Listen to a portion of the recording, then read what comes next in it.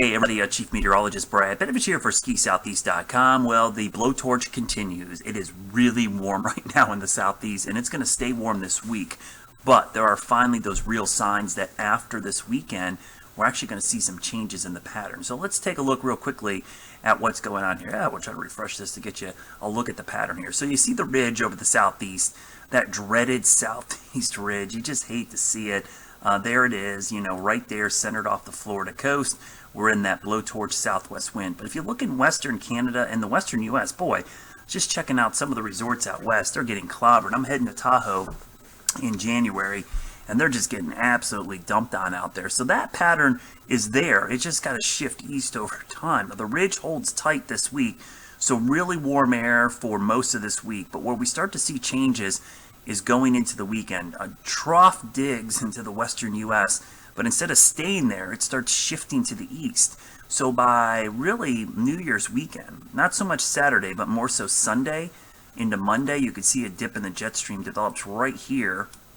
And we actually see a pretty good dip with colder temperatures and likely some snow, especially for West Virginia, Virginia, and Maryland. Now, the pattern flattens out, but it doesn't get super warm. It actually becomes more seasonable, and it looks like the cold air tries to reload, and maybe we get another surge of cold air. So just the fact that these are flattening out from west to east and we're not seeing that huge ridge is really a good sign. I know it doesn't seem like much, but compared to what we've seen recently, it certainly is. So here's the warm air this week, but you can see the cold air making a run at the southeast, and here comes that cold air diving into the Ohio Valley. Pretty cold air for the Great Lakes, so this will be a pretty good shot going into Monday, Tuesday next week.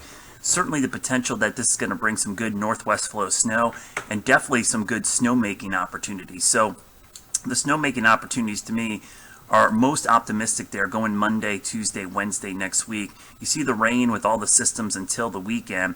Watch what happens late Sunday as this surge of moisture moves through going into Monday morning. The snow starts to develop, and then we see the cold air on the backside, and that's a northwest flow setup here. So this is a pretty good flow of colder air coming in here on the backside of that system.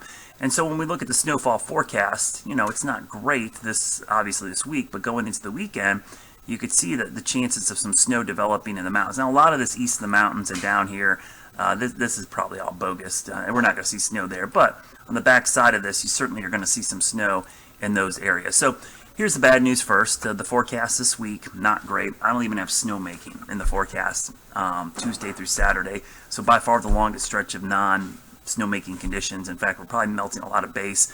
Going to get some patchy bare spots this week. But going into the weekend and then early next week, we see the pattern begin to flip a little bit.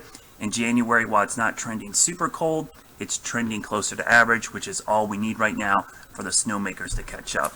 Stay tuned. Hopefully this pattern gets better and better into January and February.